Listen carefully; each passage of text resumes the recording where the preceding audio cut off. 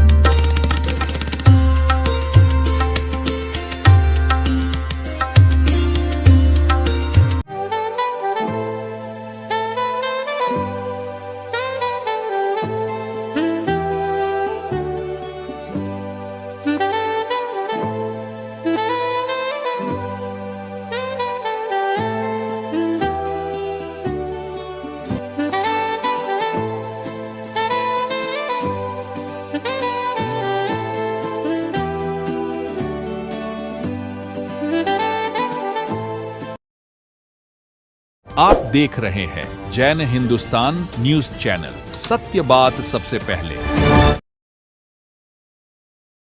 घटे हो आत्मा का सच्चा श्रृंगार, दीक्षा की इस मंगल बेला में गूंजे जय जयकार, गूंजे जय जयकार। बड़ा सौभाग्य है बीकानेर का, जब खत्तर गज का गौरव बढ़ रहा है और दीक्षार्थी कल्याण का महान मार्ग है। यह त्याग, तपस्या और शुद्धि की वो सीढ़ी है जो मोक्ष के द्वार तक पहुंचाती है। व्यक्ति का धर्म, संयम की आराधना, यही तो सच्ची साधना है। नमो अरिहंताणं, नमो सिद्धाणं, नमो आयर्याणं, नमो उपवज्रायणं, नमो लोई सत्वसाहनम। इसे पंच परमेष्ठी के पदों में शामिल होने जा रही है दीक्षार्थी सुश्री चित्रा जी पारक। आज हम सभी इस पुण्य अवसर पर चित्रा जी पारक का हृदय से अभिनंदन करते हैं और उनकी संयम यात्रा के लिए मंगल कामनाएं अर्पित करते हैं। तो आइए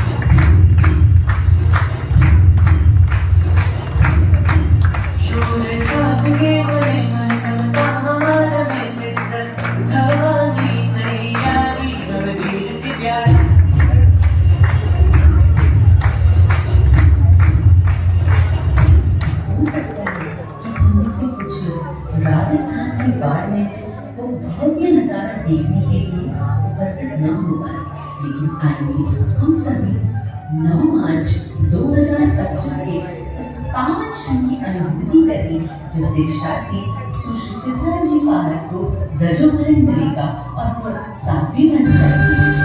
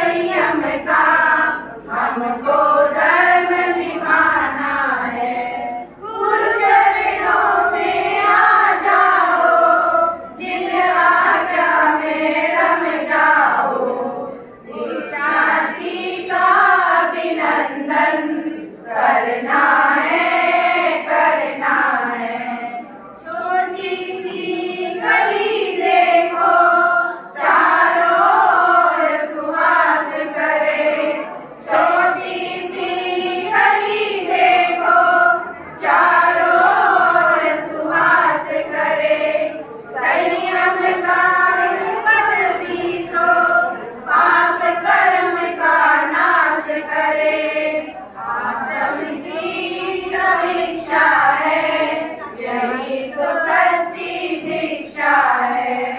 आत्म की समीक्षा है, यही तो सच्ची दीक्षा है। गुरु चरणों में आ जाओ, जिन आज्ञा में रम जाओ। दीक्षार्थी का अभिनंदन करना है, करना है।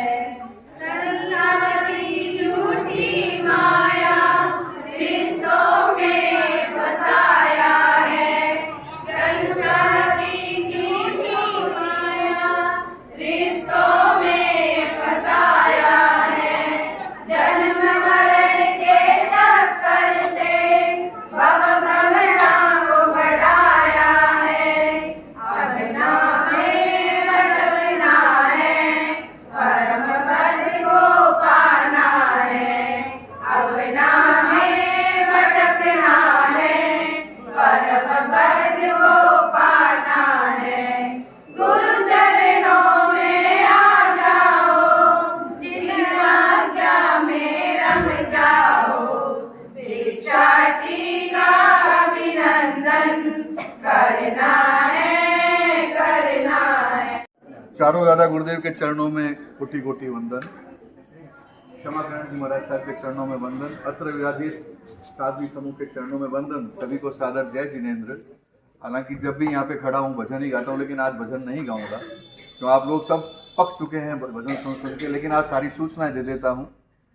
4 तारीख को सुबह सकल स्तव महाअभिषेक आदिश्वर जी के मंदिर में प्रातः 9 बजे से है। सभी समय से पहुंचिएगा। 4 तारीख को दोपहर में यहाँ पे 2:30 बजे सांझी का कार्यक्रम है। सांझी क्या होता है आप सभी से छिपा हुआ नहीं है। सभी ज़्यादा से ज़्यादा संख्या में जैसे आज पधारे हैं उस दिन भी आइएगा और सांझी के अंदर सब लाभ लीजिएगा। सांझी के बाद में शाम को 7:30 बजे हमारे घर से बंदोला जो भी रूट फाइनल होगा कोचरों के चौक में पहुँचेगा। वहाँ पे भक्ति भावना है। बीकान के स्थानीय भजन गायकों के साथ बाहर से भी नामी गिरामी भजन गायक आ रहे हैं। भक्ति भावना 8 बजे करीब प्रारंभ हो जाएगी। आप सभी 4 तारीख की शाम को कोचरों के चौक में पधारिएगा। 5 तारीख को सुबह सुगंध जी महाराज के उपासना से वर्षीदान वरघोड़ा प्रारंभ होकर जैन बाहुल्य क्षेत्रों से होते हुए कोचरों के चौक में पहुंचेगा। वहाँ पे गुरुवर्य श्री की निश्रा में धर्म सभा होगी। उसके बाद वहीं पर स्वधर्मी वात्सल्य का आयोजन और 5 तारीख की शाम को विदाई समारोह हमारे निज निवास सीठारागा पार्क चौक के मेरे घर के ठीक आगे होगा। सभी से निवेदन है इन सभी कार्यक्रमों में ज़्यादा से ज़्यादा संख्या में पधारे। और आज का कार्यक्रम जब सार्थक होगा मैं उसको जब सार्थक मानूंगा कि आप लोग सभी बाड़मेर दीक्षा में पधारें। 9 तारीख की दीक्षा है बाड़मेर में और 8 तारीख को वरघोड़ा है। 7 तारीख को यहाँ से बसें जाएगी। जिनको जाना है केयू के सदस्यों को नाम लिखा देवे या हमारे मोहल्ले का कोई सदस्य मिले उसको नाम लिखा देवे। महावीर है, अनिल सुराणा है, महावीर नाटा, अनिल सुराणा, विपुल नाटा, अनोप कोचर, केसरी मिन्नी, ये नाम है। और इसके अलावा जो भी अगर आप इनको नहीं जानते हैं और उनके साथ में रहने वाले किसी को अपना नाम लिखा देवें। एक सूचना इसके साथ में और दे देता हूँ कि कोई ऐसे लिखा रहे हमारी 3 टिकट लिख लो, लेकिन 3 टिकट में अगर कोई शारीरिक रूप से सक्षम नहीं है तो उसकी जिम्मेवारी आपको रखनी पड़ेगी। यहाँ से बाड़मेर की व्यवस्था बहुत सरल है, लेकिन बाड़मेर में दीक्षा का स्थान और अपना प्रवास जो रहेगा उसमें 7 किलोमीटर की दूरी है। तो जो भी शारीरिक रूप से सक्षम नहीं है उसकी देखभाल जो साथ में नाम लिखा रहा है सारा दायित्व उसी का रहेगा। और ज़्यादा से ज़्यादा संख्या में आप बाड़मेर पहुँचिएगा। जय जिनेन्द्र। मत पुजारी बनतु, मत पुजारी बनतु, भगवान बनकर जी, भगवान बनकर जी। कल नहीं तो जिंदगी का आज बनकर जी, एक दिन भी जी मगर ताज बनकर जी, सरताज बनकर जी। इन्हीं पंक्तियों को अपने जीवन में चरितार्थ करने के लिए अग्रसर बहना का हार्दिक अभिनंदन, हार्दिक अभिनंदन। आप सभी को सादर जय जिनेन्द्र। महात्मा महावीर के बताए हुए मार्ग पर चलना दीक्षा है। हमें सबको सक्सेस तो दिख जाता है, परंतु हमें सक्सेस मिला कैसे, कौन कौन सी कठिनाइयों का सामना करना पड़ा, क्या हमें ये मालूम है? तो आज हमारी ज्ञान वाटिका के बच्चों द्वारा एक लघु नाटिका आप सभी के सामने हम प्रस्तुत करना चाहते हैं। अगर कोई भी गलती हो तो क्षमा मांगते हैं और अगर अच्छी लगे तो तालियां बजाते हैं। इधर आना तो एक गिलास पानी भी लेती आना। हाँ मम्मी अभी लाई। लो मम्मी पानी। और मम्मी मुझे आपसे एक बात कहनी है। हाँ बेटा बोलो। मम्मी मुझे संसार अच्छा नहीं लगता। मुझे समस्त पापों का त्याग कर समस्त संसार का त्याग कर पृथ्वी पर पटाना है। मुझे नहीं रहना संसार में। नहीं बेटा ये सब जैसा आसान दिखता है इतना होता नहीं है। इस पद पर जाना इतना सरल नहीं होता बेटा। पर मम्मी मुझे तो संयम ही लेना है। अच्छा देखेंगे कुछ नहीं। मुझे तो संयम ही लेना है। इच्छा तो मेरी गुरुवरिया के पास जाते ही मन में पैदा हो गई थी। और देखो चित्रा दीदी भी तो दीक्षा ले रहे हैं। मैं भी दीक्षा लूंगी। अरे देखो ऐसा कोई होता है क्या कि मुझे दीक्षा लेनी है? ये कोई रसगुल्ले या गोलगप्पे थोड़ी ना है कि कब से खा रहा हूँ। ना कोई दीक्षा नहीं लेनी।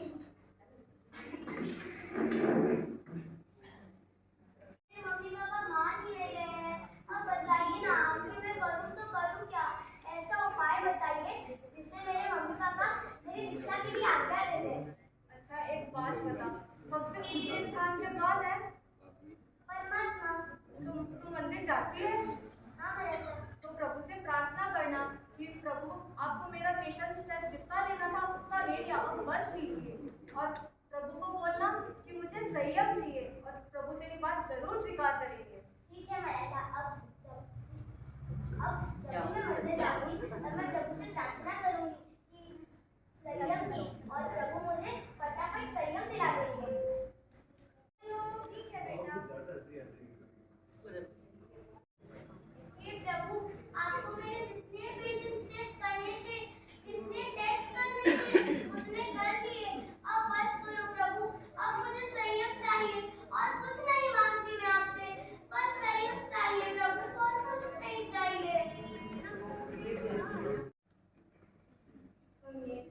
हमारे जीवन का एक लक्ष्य है और वो होता है मोक्ष पाना। और मोक्ष पाने की सबसे पहली सीढ़ी है संयम। हम संयम लेके ही मोक्ष पा सकते हैं। और अगर हम स्वयं दीक्षा नहीं ले सकते तो किसी और के लिए अभिप्राय क्यों बनना? ठीक है मैं अब हमें घर जाना चाहिए। क्या हुआ मम्मी क्या बात है? बेटा तुझे दीक्षा लेनी थी ना? हाँ मम्मी। जा बेटा ले ले। मैं तुझे आज्ञा देती हूँ। मैं तो दीक्षा नहीं ले पाऊंगी पर अगर किसी आत्मा के कल्याण में मैं सहयोगी बन पाऊंगी तो मैं अपना पूरा सहयोग दूंगी। अरे मम्मी थैंक यू।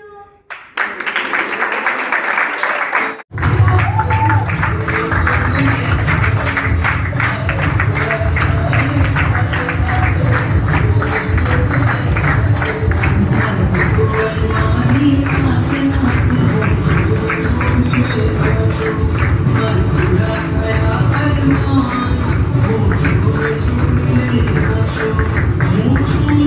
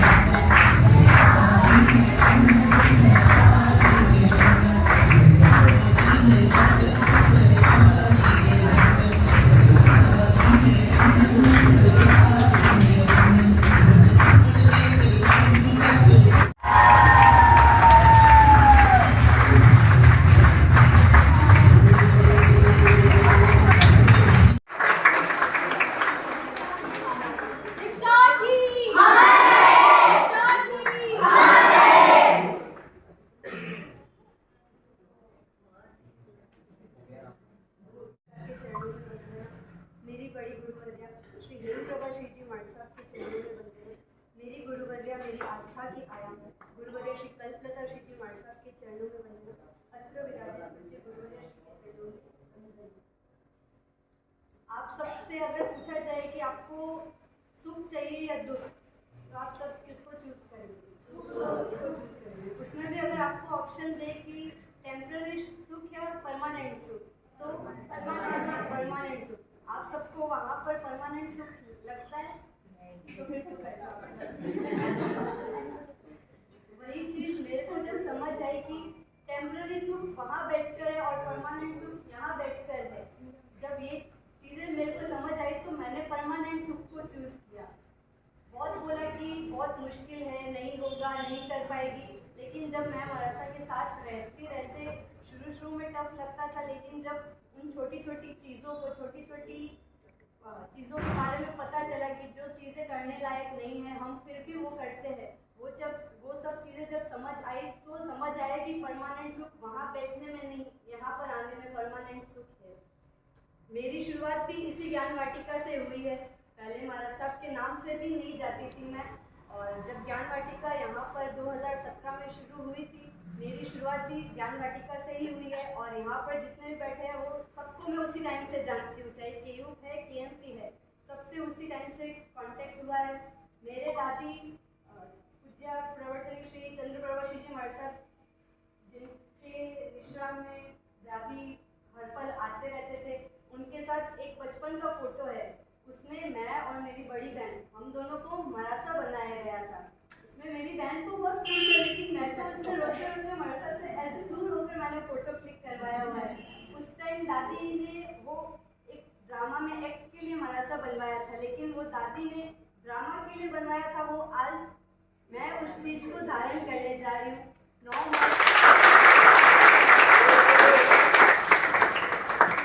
जैसे आप सब मेरे को यहाँ आशीर्वाद प्रदान करने पधारे हैं, वैसे ही 4-5 को प्रत्येक प्रोग्राम में आप उपस्थित होइए, और 8 और 9 मार्च को बाड़मेर में मेरे को आशीर्वाद प्रदान करने जरूर पधारिए। वितरक की आज्ञा में कुछ कहो तो स्मृति में आ रहा है कि इसी धरा पर शायद मेरी जानकारी में सबसे कम उम्र वाले मेरी गुरु बहन वात्सल्य वारिदी, जिनको 50 वर्ष अभी दीक्षा के पूरे हुए हैं, चंदन वाला सिंह जी महाराज साहब, उन्होंने 14 वर्ष की अल्प आयु में इस जिन शासन को अपने आप को समर्पित किया था। और उसी कड़ी में कई आपके बीकानेर के ऐसे रत्नों ने इस जिन शासन को अपना जीवन समर्पित किया है।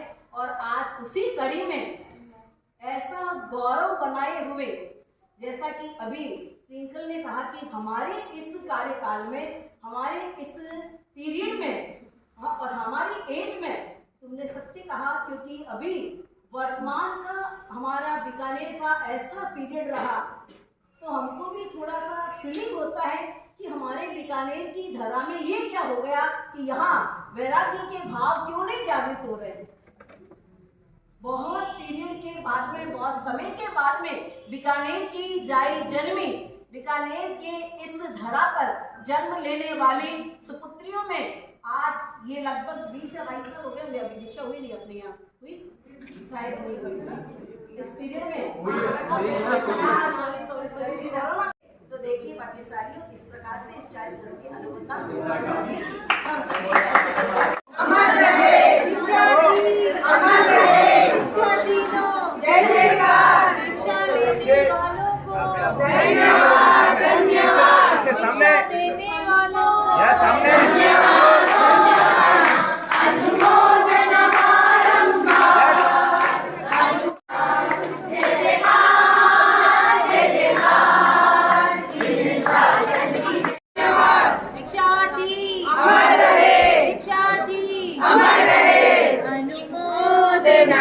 अनुमोदना अनुमोदना बारंबार, अनुमोदना अनुमोदना करते हैं बारंबार। अमर रहे। दीक्षा देने